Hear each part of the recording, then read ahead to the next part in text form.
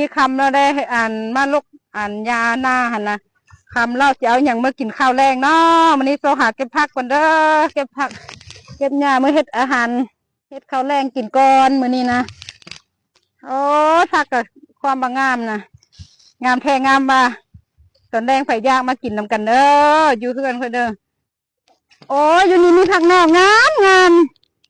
จะเอาเมื่อให้ยังกินกับแจ่วบ่หรือจะไปเฮ็ดซุปบ่นี่นะ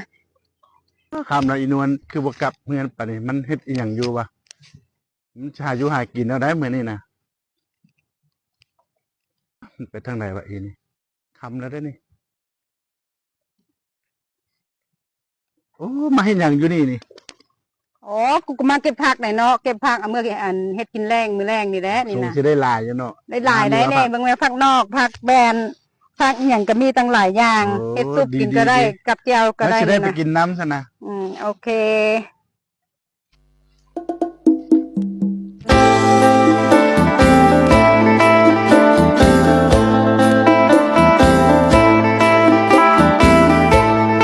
ไปซ้อมผักก่อนค่ะเก็บมา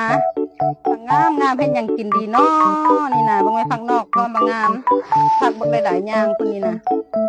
แล้วผักแวนผักอย่างจะมีซ้อมก่อนขึ้นยากเลยเนาะเห็นอย่างกินนะกับแจ่วบ่กับแจ่วอย่างดีเนาะยังกินเป็นตาแซ่บเป็นตากินผักนอกนี่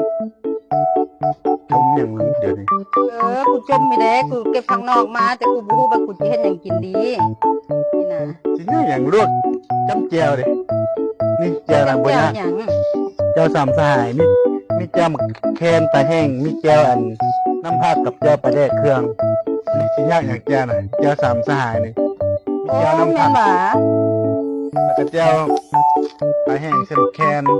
แล้วก็มีแจวอันนี้ปลาแดกเครื่องอีกมีแต่เนื้อแซ่บๆลองเลือก ดิ บ่ บได้บ่ จำดิบจำสุกได้เบิด อ๋อกล่องหนึงเท่าใด กล่องละ4,000กีบ โอ้น่าสนใจเนาะ ลองชิมได้ลองเอาไปเมื่อ3 แซ่ กับ บ เนาะ แท้ นี่ต้มเจียวสามสหายเนาะมันจะมีหนึ่งเจียวน้ำพักอันนี้เป็นเจียวน้ำพักสแต๊บพักสูตรทั้งเหนือเนาะแล้วก็จะมีเจียวนี่อันนี้เจียวปลาแห้งใส่มะแคนอันนี้เราสามารถกินได้2แบบเนาะเขาจะกินแบบผงนี่เลยก็ได้หรือว่าเอามาผสมน้ำกินก็ได้กับอย่างกระแซบเนาะ